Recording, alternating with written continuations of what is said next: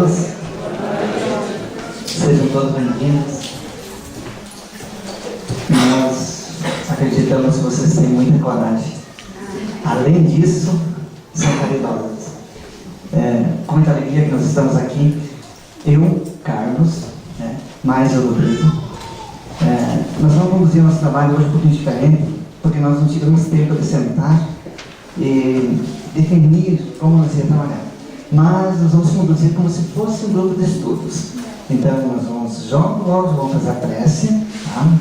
E se alguém quiser nos auxiliar, perguntar, levante a mão. No meio do trabalho, que a gente vai parar e vai responder dentro das leis morais. E nós escolhemos uma para falar. Mas tem 10 leis morais. Tá bom? Vamos fazer nossa prece?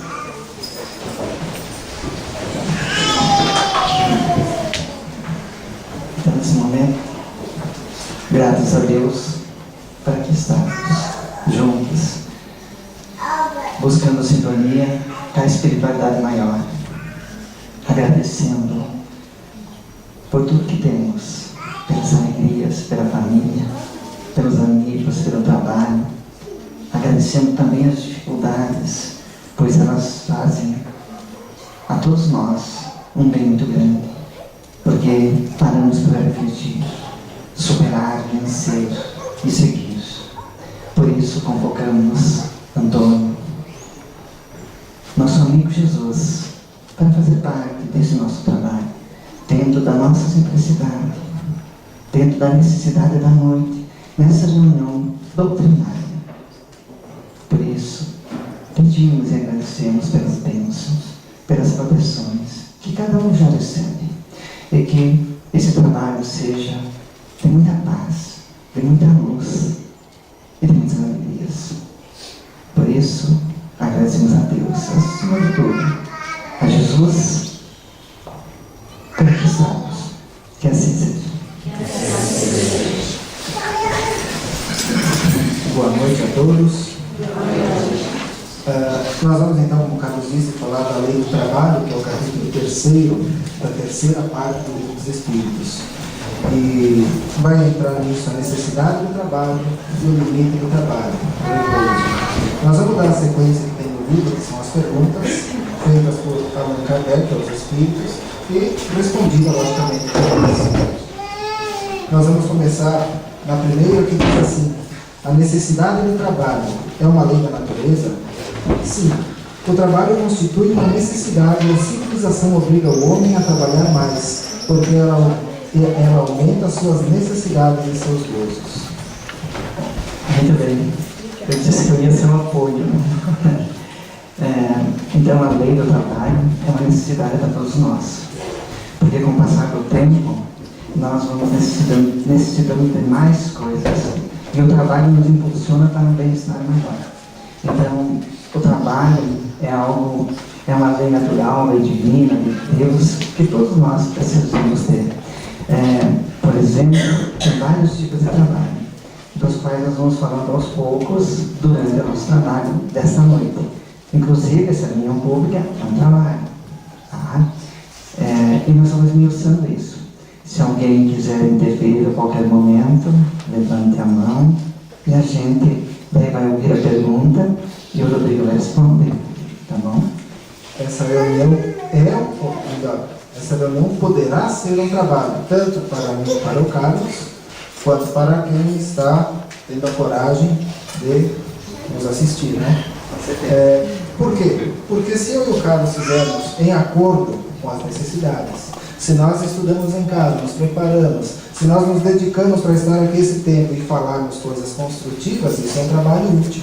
Mas se nós não fizermos isso, se nós formos falando aleatoriamente, não atendendo à necessidade ou ao tema proposto, não é lá um trabalho tão útil para quem está assistindo, eu que muitas vezes, na maioria, estou. Quando eu estou concentrado, quando eu busco me elevar, quando eu busco entrar em sintonia com a espiritualidade, isso é um trabalho. Então, nesse momento, todos nós estamos trabalhando. Para quem? Para Jesus, para Deus, junto da espiritualidade. Agora, se eu não me elevo, se eu não busco entrar em prece, em sintonia vibratória maior, se eu busco viver na tristeza do meu dia a dia, dos meus afazeres que me esperam amanhã, que me esperam em casa, eu não estou tendo um trabalho útil, eu não estou tendo um tempo útil, eu não estou servindo Jesus. Lembrando que nós estamos aqui na frente, não para ensinar, é a nossa vez aqui estar, mas nós somos aprendizes, todos nós, aprendizes. Nós estamos aqui por uma necessidade, mas ninguém é mais, ninguém é menos, todos nós somos iguais, só lembrando disso. E na próxima questão, só se deve entender por trabalho as ocupações materiais? Não, toda ocupação útil é um trabalho. Então, a pessoa que estuda, que está estudando, seja para uma formação acadêmica ou nas séries iniciais, que está trabalhando, está. A pessoa que vai a um lar de idosos, a uma creche, fazer alguma boa ação, está trabalhando? Está, desde que o sentimento e o pensamento acompanhem nesse momento. De que a vontade de estar lá condiza com o que está acontecendo. Porque não adianta estar lá fazendo alguma coisa com vontade de estar em outro lugar. Não é um trabalho útil, não é algo útil. Lembrando que, buscando no trabalho, nos estudos, ou no trabalho material mesmo que cada um de nós temos, quer dizer, nunca para buscar para ser mais que os outros. Eu vou trabalhar, vou economizar, vou amontoar para mostrar para todo mundo como eu sou total. Isso é egoísmo, tá? Isso é um trabalho para o mal. Podemos amontoar, podemos ter grandes bens, mas não com esse pretexto, tá bom?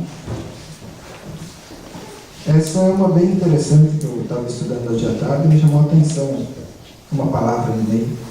Porque o trabalho imposto ao homem é uma consequência de sua natureza corporal, uma expiação, e ao mesmo tempo um meio de aperfeiçoar sua inteligência. Sem o trabalho, o homem permaneceria na infância da inteligência. Aquele que é extremamente fraco de corpo, Deus deu a inteligência como compensação, porém é sempre um trabalho. O que me chamou a atenção aí foi o trabalho é uma expiação. O que é uma expiação? Resumindo assim, para que se fique fácil entender, é algo que eu não posso escapar, que eu não posso evitar. Uma prova eu posso evitar, nós estamos num planeta de provas e expiações. Uma prova, se eu agora não posso resolver um problema que seja, eu vou postergando ele, eu vou jogando para frente. É uma prova.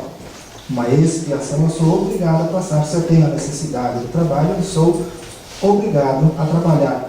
Para quê? Porque Deus quer judiar? Porque Deus quer que eu sofra? Não, para que eu tenha o progresso necessário.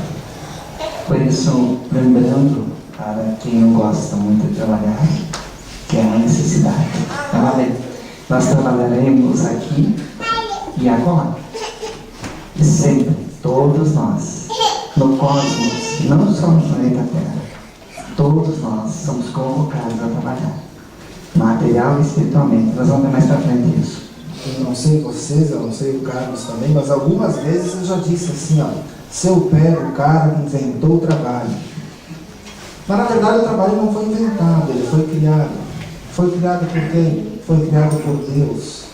Então se eu não gosto de trabalhar, se eu não sou a favor do trabalho, eu estou indo contra o Criador do trabalho, que é Deus. Porque a natureza provê por si mesma a todas as necessidades dos animais, tudo trabalha na natureza. Os animais trabalham. O trabalho deles, porém, como sua inteligência, limita-se ao cuidado com a própria conservação. Provendo as suas necessidades materiais, eles se constituem inconscientemente em agentes que auxiliam os desígnios do Criador, e seu trabalho também concorre para o objetivo final da natureza. Nada na natureza está parado. Tudo está em constante transformação. As plantas, os minerais, as plantas, os animais, nós, tudo concorre para o progresso. Tudo está trabalhando. Porque foi assim que Deus criou todos nós. Tudo está em constante transformação. Olhemos para nós. Há 5 meses, ou 5 anos, 10 anos atrás, somos os mesmos? As mesmas ideias? Claro que não. Mudamos muitas coisas. Mudamos muito. Todos nós estamos em constante transformação. E também o animal, o vegetal, o mineral, também está evoluindo dentro das necessidades que Deus criou. Tudo trabalha.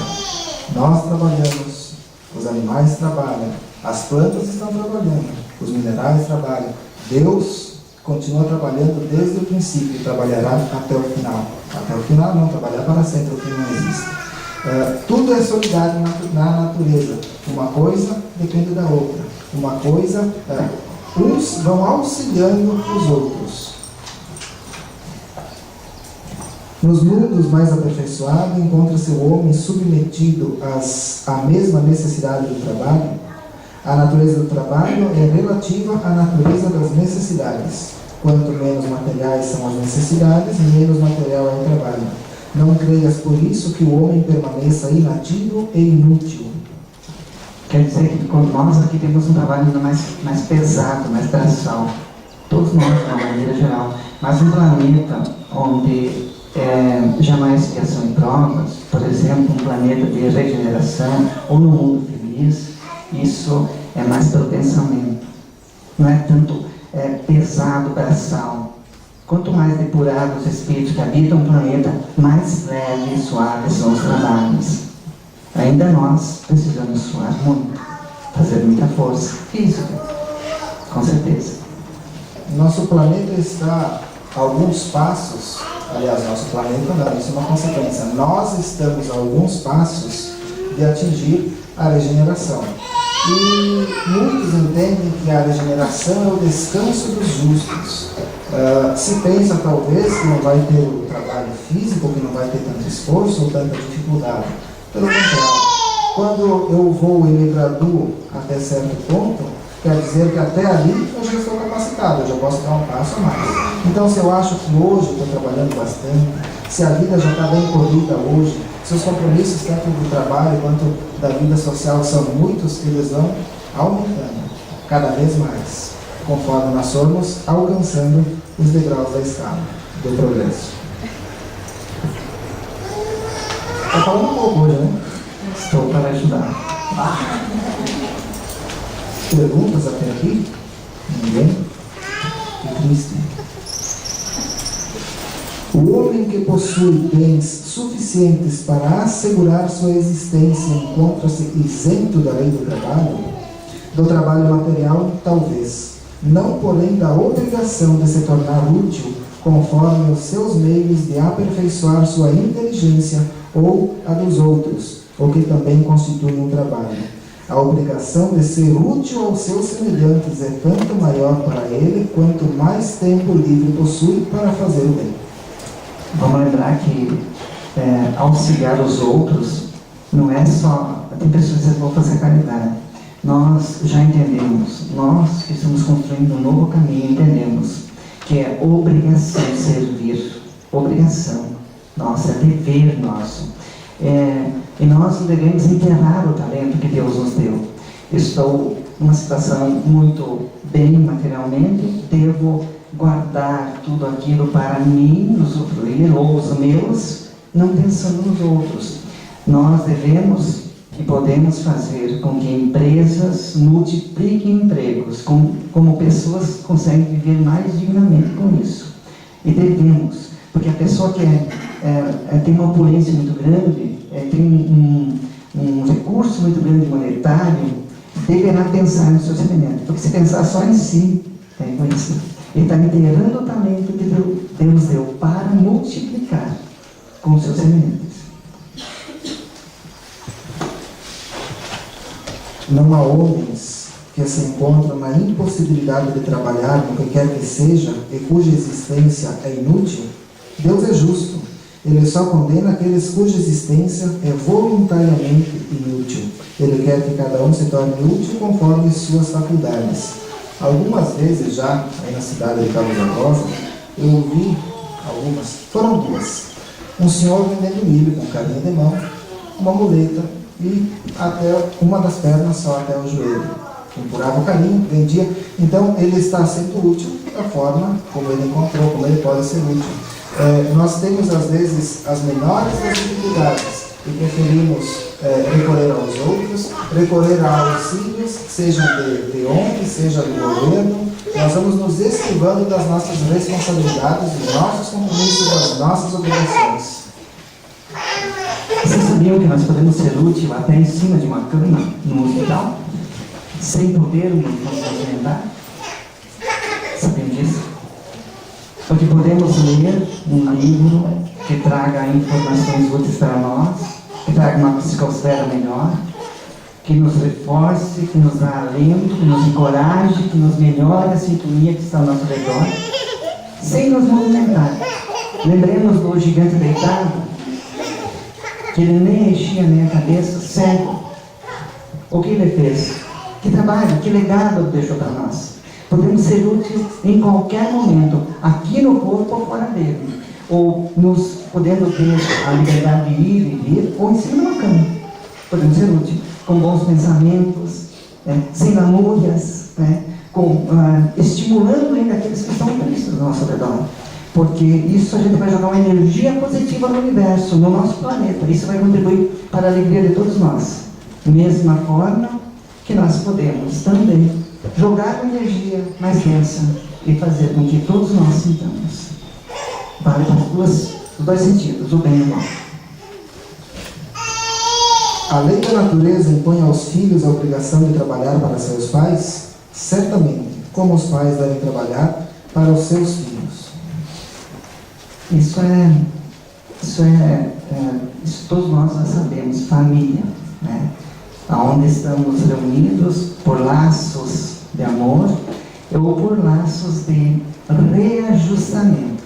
Então, nossos primeiros anjos, quando nós vestimos o corpo, é nosso pai, é nossa mãe.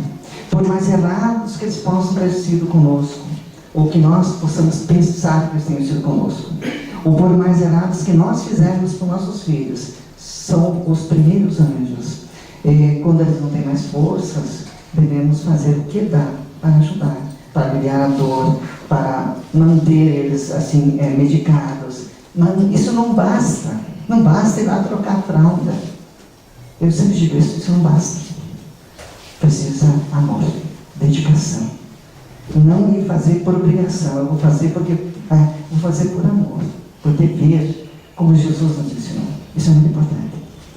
Essa obrigação de trabalhar para os pais não significa ou não significa somente no auxílio na material, seja financeiro ou de qualquer espécie. Significa assistir na necessidade, significa visitá-los e não abandoná-los em um canto, em uma casa de repouso, ou, se for necessário que ele esteja lá, visitá-lo com frequência. E isso é trabalhar para os pais também. Estava pensando, André nos deu 3 horas só hoje. Tem que falar rápido, só 3 horinhas para nós falar aqui hoje.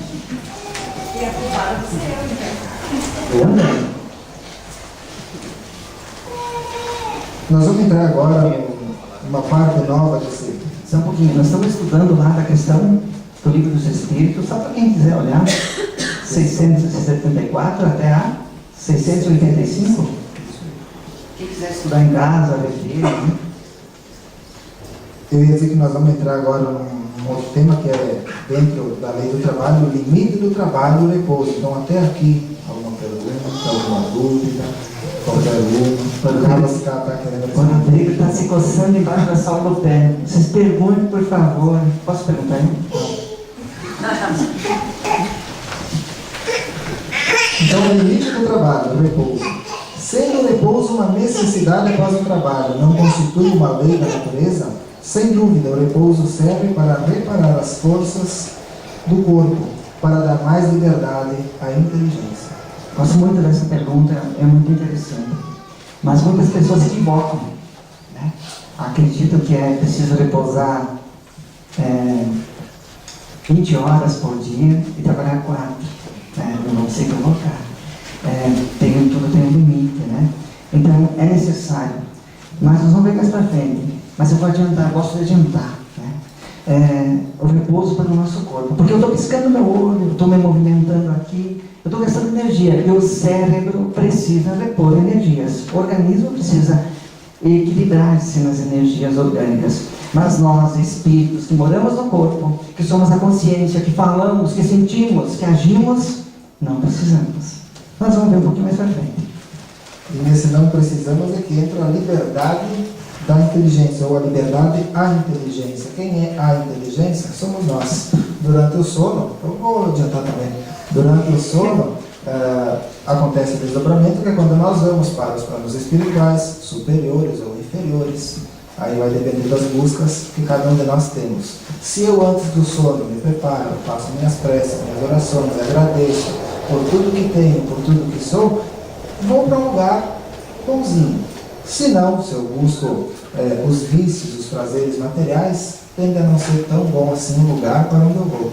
E durante este sono, onde nós estamos libertos da matéria, nós temos uma visão maior do que nos acontece, da dificuldade que nós estamos passando, o porquê dessa dificuldade, embora quando nós regressamos ao corpo, esquecemos ou fica adormecido ali para que no momento certo nós possamos encontrar as forças necessárias e superar.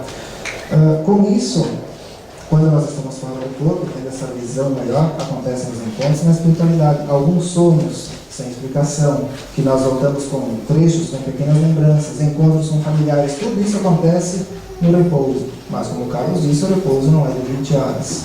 O repouso segundo a medicina, normalmente 8 horas.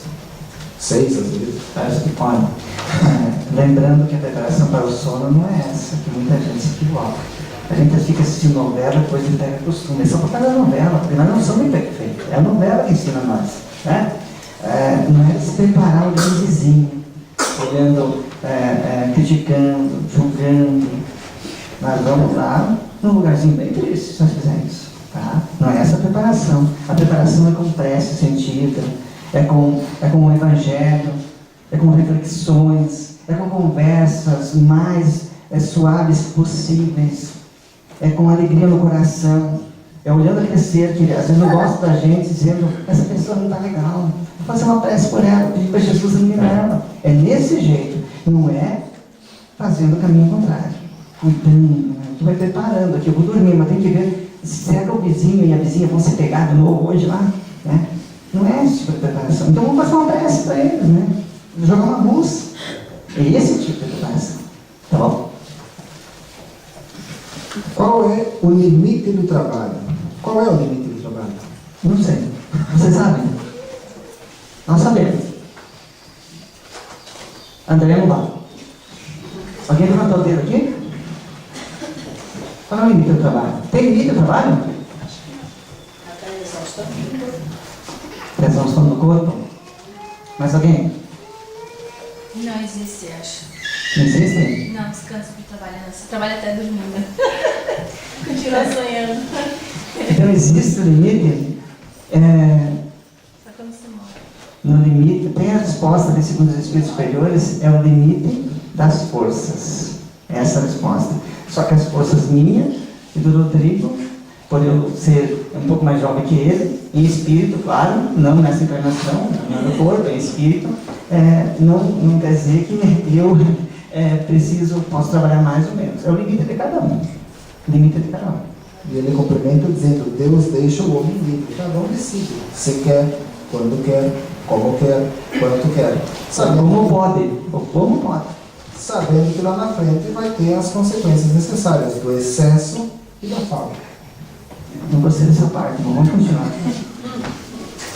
Mas é verdade. O que pensar daqueles que abusam de sua autoridade, impondo aos seus inferiores, subordinados, um excesso de trabalho? É uma das piores ações. Todo homem que tem o poder de comandar é responsável pelo excesso de trabalho que impõe aos seus inferiores, subordinados, provavelmente, os inferiores. Isso é muito triste. Isso é falta de sermos fraternos. Isso é falta de deixar o Evangelho do Cristo, sentir o Evangelho que Cristo trouxe para nós. Porque muitas vezes a gente cobra muito, quer muito, exige muito. Geralmente acontece isso não só no trabalho, como na convivência dos outros. E nos desculpamos. Aí eu tenho uma dor no braço, o outro não dói o braço. Nós temos que fazer um balanço como Jesus nos ensinou. Fazer para os outros o que gostaríamos de receber. Para os nossos subordinados, precisamos, quem tem, precisamos ter essa medida. Precisamos ter essa medida, a medida do equilíbrio. Precisamos disso. Então, não sobrecarregar.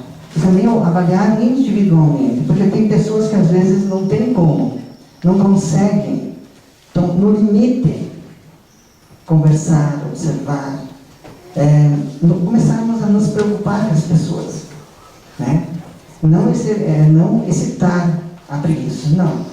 Se preocupar com o bem-estar mesmo, emocional, mental, físico, espiritual. Por isso que nós estamos aqui no centro espírita hoje, né? Espiritual, principalmente. Vamos ver as consequências agora. Andei pensando um pouco. Eu tenho esse poder sobre os subordinados, certo? E aí, sabendo que hoje, atualmente, são 8 horas e 44 mais ou menos por dia de trabalho, mas eu quero que meus funcionários trabalhem, sei lá, 10 horas, 12 horas, em condições perigosas, em condições insalubres. Se eles poderiam viver 100 anos por minha culpa, talvez eles vão viver 80, vão viver 70. Eu responderei pelo quê? Quando chegar o momento do julgamento que nós falamos, né? Quando for eu e a minha consciência, eu responderei pelo quê? Pela morte prematura é o quê? E isso é o quê? Estamos matando sem armas. Nós estamos matando. Agora, eu recebo essas horas que eu faço mais, eu gosto de fazer mais, eu vejo o meu dinheiro, sim, mas eu poderia viver 100 anos ou viver 80. O que é isso? É suicídio.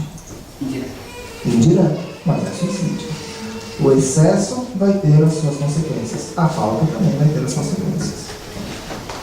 Cabe a cada um de nós buscar o equilíbrio. Para tudo, né? O homem tem direito ao repouso na sua velhice?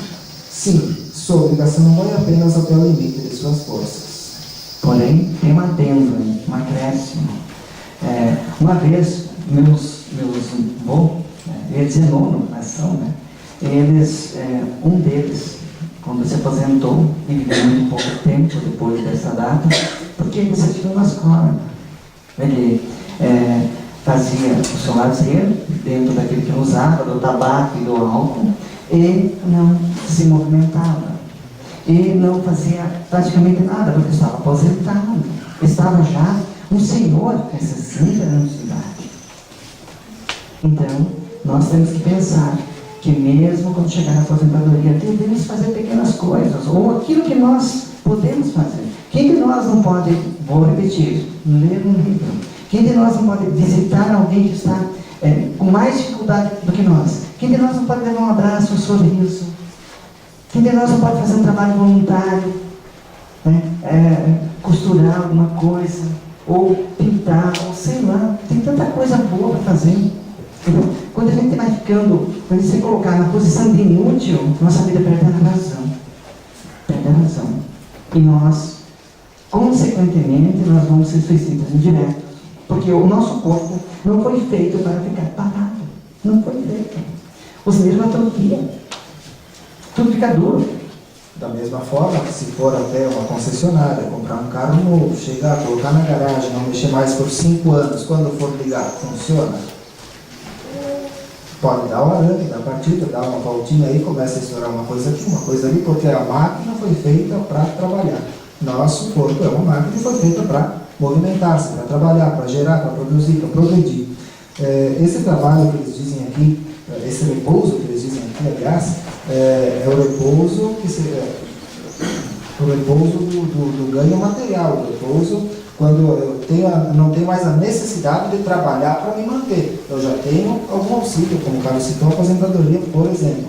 Agora, eles não se referem ao repouso espiritual, porque espiritualmente nós não precisamos desse repouso aí. É o que ele estava dizendo, da leitura do livro, de visitar alguém, de dar um abraço, de dar um sorriso. Afinal, se vai uma perna minha, o Carlos vai nas duas. É mais fácil eu ir até ele do que ele vir até mim. Eu posso ser o último indo até ele. Eu lembrei de uma coisa. Nós estamos reunidos aqui hoje por um motivo. que alguém trabalhou, um grupo se reuniu. Mas eu quero contar uma outra coisa. Quando eu estava vinculado a um outro centro, tinha uma pessoa que estava à frente dos trabalhos, e ela dizia assim: não dá para aumentar os trabalhos. Não é uma crítica. É estudo. Nós estamos estudando hoje. É só um comentário, não é crítica. Não me ajuda muito. É só para perceber o que faz a diferença para mais ou para menos. Só nesse sentido. E essa pessoa disse assim: quando eu me aposentar, estarei todos os dias ou todas as noites no centro espírita. Agora eu não posso, pois eu tenho 3 trabalhos. Eu tenho filhos para criar, tenho marido, tenho casa, tenho não sei o quê, né? Imaginemos hoje, olhando para mim, que eu sou aposentado, falta um tempo ainda, né? Não sei se chegarei até lá, ninguém sabe. Se nós tivéssemos entrado nessa onda, nós estaríamos aqui reunidos hoje?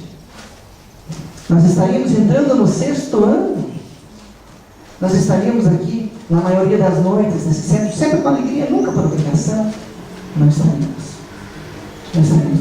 Nós precisamos colocar na nossa vida, nos nossos pensamentos, nos nossos sentimentos, situações mais principais, prioridades. Senão, a gente vai passar a vida dizendo: eu vou ajudar, eu vou fazer. Quando eu namorar, quando eu casar, quando eu morrer. Não vai chegar nunca. Nós precisamos dar prioridades. Às vezes a gente... Como é que a gente vai para o trabalho material? A gente vai, tem horário para ir para voltar. Mas para trabalhar no centro espírita não tem remuneração. Não tem. Não tem. As pessoas dizem: hoje eu não vou, estou cansado. Tudo bem, é escolha de cada um. Mas tem e o lado espiritual.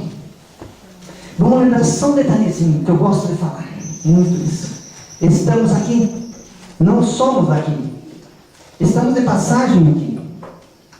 Não somos o corpo. Somos o espírito que está no corpo. Então, pensemos juntos. Pensemos juntos. Vale mais eu me dedicar só para o lado material, porque eu quero ter uma aposentadoria, porque quando eu ficar doente, será que nós vamos ficar doentes antes de desencarnar? Pensemos nisso. Pensemos no lado espiritual também, que todos nós precisamos ter esse reabastecimento de energias psíquicas, emocionais, espirituais e orgânicas. Vocês sabiam que muitos de nós, ou muitos de vocês, provavelmente não terão muitas das doenças que talvez estavam na programação, por estar aqui, por mudar o pensamento e o sentimento, por trabalhar no bem? Alguém já pensou nisso? Então pense. Mas de que recurso disporá o velho que precisa trabalhar para viver e não pode? O forte deve trabalhar para o fraco. Não tendo ele família, a sociedade deve fazer as vezes desta. É a lei de caridade. Eu deixo você antes.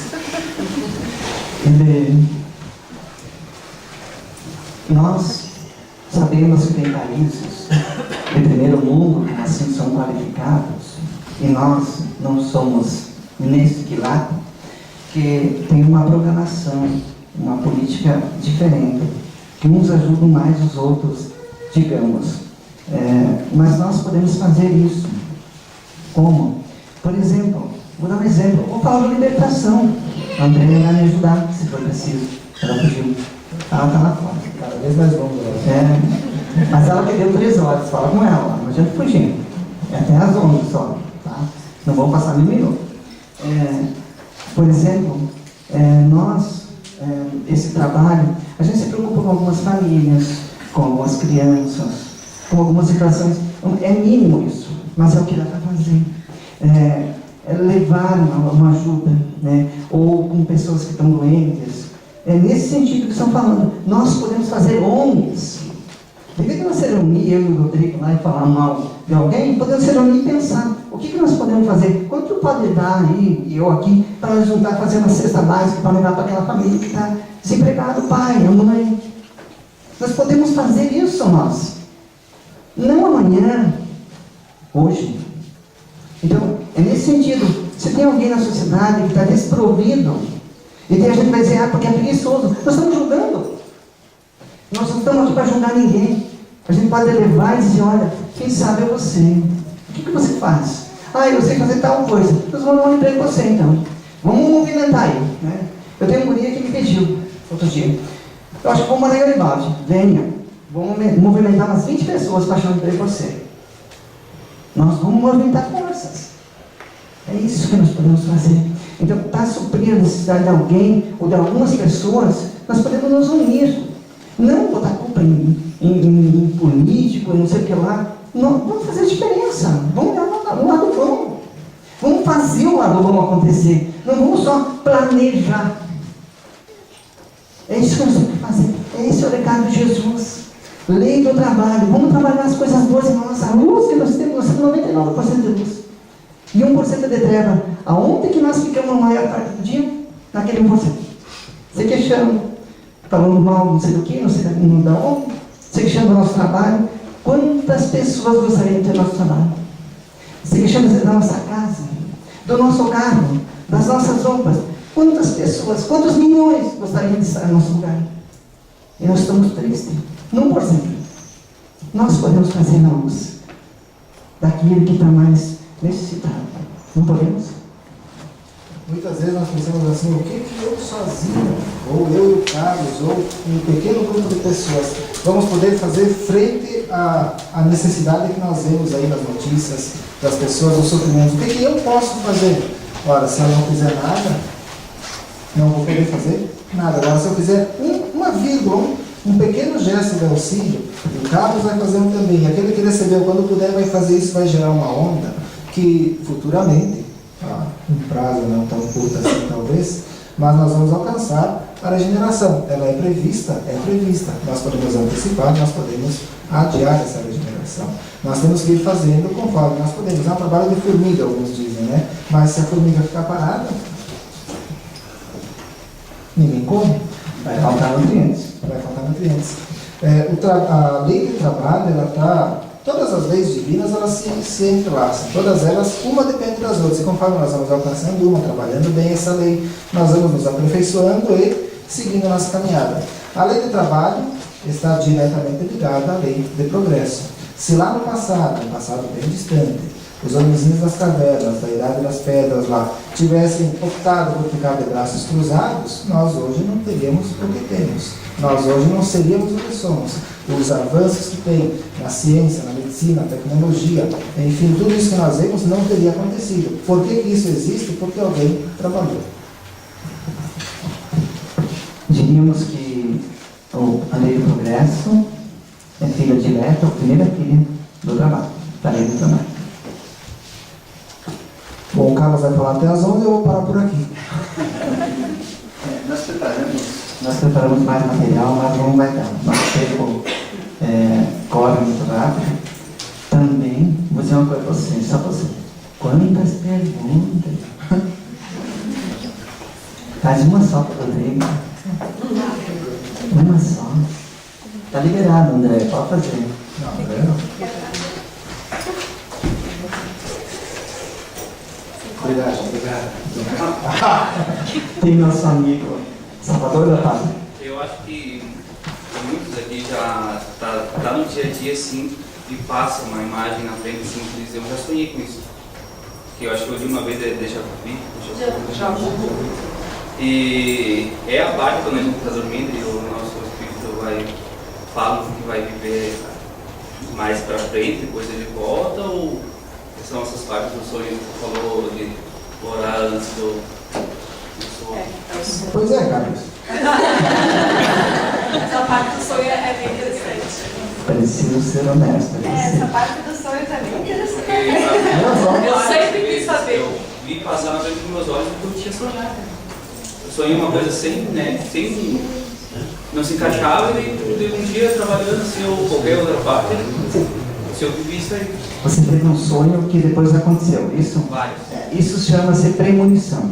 É um tipo de mediunidade e pode acontecer. Os sonhos é um pouco difícil, agora deixando em primeiro lado, já que o Rodrigo quer que eu fale primeiro, ele vai guardar as melhores explicações para ele, né? Ele vai ficar na retaguarda se preparando, né? Para dar as orientações melhores, que eu sei, ele é inteligente, conheço ele. Os sonhos, assim, tem sonhos premonitórios, assim, que prevê um acontecimento, bom, ruim. Tem sonhos que a gente só é interessante quando o espírito está desperto do corpo, os laços estão enfraquecidos pelo sono. É só no mundo espiritual, só é lá. Tem sonhos que a gente, talvez, é uma coisa que a gente vai voltar uma lembrança no passado. Então, dentro dos sonhos, ainda tem muita coisa para nós descobrir. É um assunto muito, ainda muito, pouco ainda conhecido. É um assunto ainda muito misterioso, vamos dizer assim, né? Muito misterioso. Mas no teu caso, é uma premonição. Algo que veio acontecer, que tu teve a notícia. Por que a gente esquece o sonho na maioria das vezes, ou fica distorcido? Porque quando a gente volta para o corpo, lá a gente sai, fica ligado no cordão fluídico, pelo perispírito, a gente vai para lugares bons, para estudar, para trabalhar, ou para lugares com os afins. Fazer uma festinha lá, não sei onde, não sei com ninguém, não sei, né? Então a gente vai, né? Eu vejo sempre assim, as pessoas dizem assim, tenho medo do umbral. Deus me livre, morrer. Nós vamos toda noite para o umbral. Está com medo do quê? Com medo do quê? Geralmente, quando a gente volta, dá um choque anímico. A gente não tem que fazer uns movimentos, às vezes, para acordar. Para encaixar? Isso aí.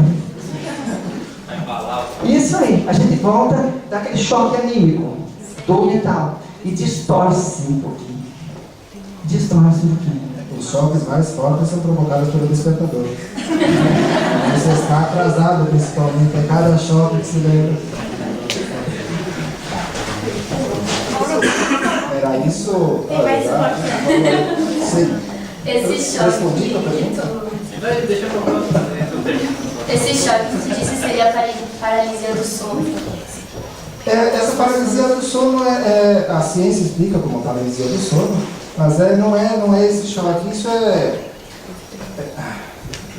um despertar, não? Não, isso já me aconteceu uma única vez aconteceu, mas assim não é uma sensação muito boa. Tu está acordado, tu está desperto, tu está consciente, tu não consegue se mexer, não consegue falar, tu não consegue pedir ajuda, tu não sabe nem o que está acontecendo. Tem que estar se lembrando na frente de todo mundo. Uma única vez aconteceu. Se a medicina explica como a paralisia do sono. E o espiritismo explica como, Carlos?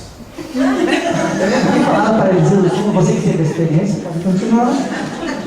Mas eu não sei dizer o porquê ela acontece, mas não é esse o choque anímico. O choque anímico, assim, quando a gente volta para nossa morada, nosso corpo, a gente vai levar aquela... É como se nós entrássemos na casa, a casa está fechada, digamos. A gente abre a casa e tem um motor de tempo fechado. É uma coisa assim, esse choque anímico, mais ou menos. Isso que o Rodrigo está tentando explicar, acredito eu, que é muito mais que isso que eu vou falar, é algo relacionado a uma mensagem que você precisa receber. Mensagem de despertar, de acordar, de estudar. É uma mensagem que entra ali uma palavra chamada mediunidade. Necessária você buscar esse entendimento mais profundo. Por isso que ele está fazendo uma revelação para vocês. Ele nunca falou isso em público, não. Né? E aconteceu com ele. Né? Aconteceu com ele. Eu falei sim. Não é público tão grande, mas... não é público. Então eu acredito que é uma mensagem para aquela pessoa refletir. Ela fica paralisada, ela sabe que está ali e não consegue mexer nem o dedinho. Né? E consegue, às vezes, ver algumas coisas e sente outras coisas que ele não contou, não vou contar, né? Porque foi ele, aconteceu com ele. Normalmente ela vem acompanhada de algumas visões não muito sadias, mas assim, não muito boas. Espíritos encarnados, gente, é tudo gente boa. Alguém tinha cantado ali pra cá?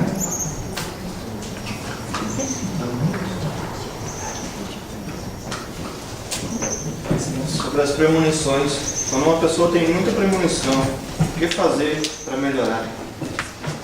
E essas premonições elas dão resultado, o que tem essa premonição, ela acontece. Agora, gostei da tua pergunta, muito boa tua pergunta. Eu vou entrar naquilo que eu queria entrar no final. Estudar a doutrina espírita, estudar a doutrina dos espíritos, conhecer o mundo que nos cerca, que nós temos 5 sentidos, o 6º sentido que é a mediunidade, né? Estudar isso para estudar a você mesmo. Porque isso é uma sensibilidade, é algo que tem em você. Quando a gente vem de lá, do mundo espiritual, que a gente vai reencarnar, a gente assina um contratinho da nossa programação, não é destino, é programação. E às vezes a gente diz assim, vou fazer tal coisa. Daí chega um instrutor e diz assim pra gente, olha, tá bom, então tá bom. Daí a gente começa a escutar algumas coisas, você pode avançar mais nessa encarnação, mas daí você vai ter que fazer isso. Daí eu digo assim, não vou conseguir, não vou aguentar. Daí eles dizem assim, nós vamos ter que dar uma ajuda. Nós vamos ter uma ajudinha. Vamos dar uma tal de unidade, num grau X, para ajudar você, para você ter assessoria dos espíritos, para você aguentar o timão. Então essa premonição, provavelmente, ela vem da sensibilidade e uma necessidade que você poderá desenvolver, estudando, se conhecendo. Por isso que nós falamos que é um estudo.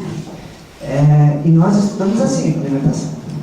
A gente estuda, a gente brinca, a gente fala mais sério, a gente ouve, escuta. A gente diz que não sabe muito bem a pergunta, porque ninguém sabe tudo. Né? E nós somos muito simples, nós não sabemos tudo, ninguém sabe tudo. Né? É um convite para você estudar. Tem grupo novo, 1º de abril, 19h30, 20h30, nesse centro aqui. Tá? Deixa andar, é isso aí. Tá bom? Respondi. Valeu? Estuda quando você tiver a oportunidade. Estude. Ou leia, se você não consegue estudar, se liga ao centro. Leia. Mas estudar sozinho ajuda muito. Mas em grupo é formidável. Experimente. Não confie em mim, experimente. Mas por enquanto eu não posso fazer nada para mudar isso. Você pode. Você pode. Você pode fazer orações, conversar com o anjo da guarda. Você pode pedir aquilo que você quer, pedindo clareza, para ter clareado, para te dar a orientação certa, da decisão certa, na hora certa. Você pode fazer isso. E pode olhar, observar os detalhes pequenos da tua vida. Sabe? Os acontecimentos bons ou não tão bons. E pode analisar, estudando isso. Na verdade, você vai chegar naquilo que eu falei. Conhecer-se melhor. É isso que você precisa. E aí você poderá continuar aguçando mais essa faculdade, ou você poderá dar uma amenizada. Aí depende.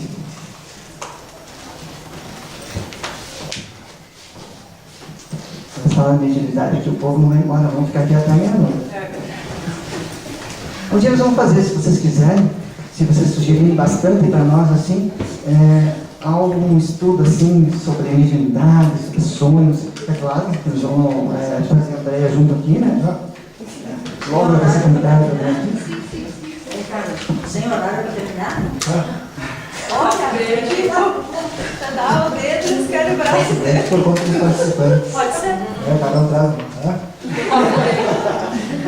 Salada, conferência de salada. Tá bom, gente? Mais alguma? Quem tiver alguma pergunta e não tiver coragem de fazer aqui, façam nos corredores aí, conversa conosco. A gente responde se souber. Se não souber, a gente busca a resposta e responde numa outra oportunidade. Ou juntos é nós, estudar. Ou outro centro espírita, da qual a pessoa gosta. Não precisa Juntos ser é nós para ensinar, né? Vai estudar junto Porque com nós. estudando junto todos aprendemos. Nós falamos isso nos grupos de estudos. Quem estuda com nós sabe. Ninguém está aqui para ensinar. Na libertação não tem ninguém que ensina. Só tem um cara que ensina para nós aqui, Jesus. Os outros são todos aprendidos. Estão no meu barco. Sabemos algumas coisinhas, algumas diferencinhas, pouca coisa. Mas aprendemos muito uns com os outros. Ainda mais quando a gente chega aqui no centro, sobra aqueles 4 lances lá do escravo. Chega em cima esbaforido, cansado, não só organicamente, mas espiritualmente, e a gente começa a abraçar, trocar abraços, trocar sorrisos. A gente sai daqui renovado.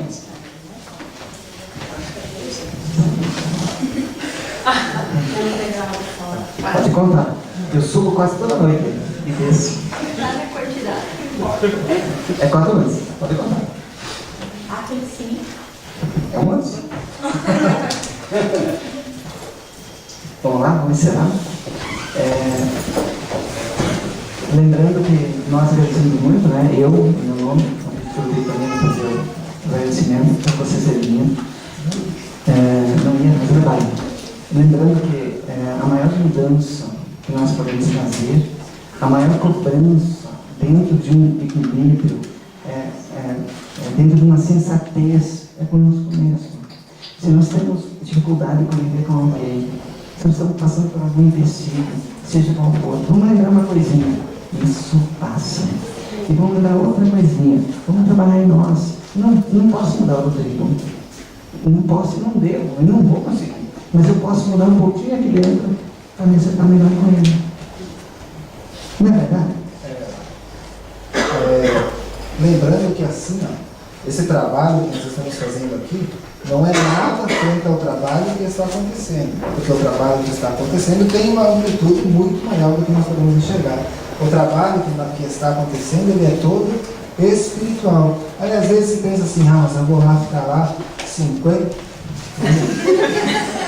e tantos minutos sentado, ouvindo eles falando, mas enquanto está ouvindo, a espiritualidade está trabalhando. Aquilo que o Carlos falou antes com relação às dificuldades que vão sendo tiradas, as doenças que eu precisaria passar e que eu não vou passar, faz parte desse trabalho espiritual que está acontecendo.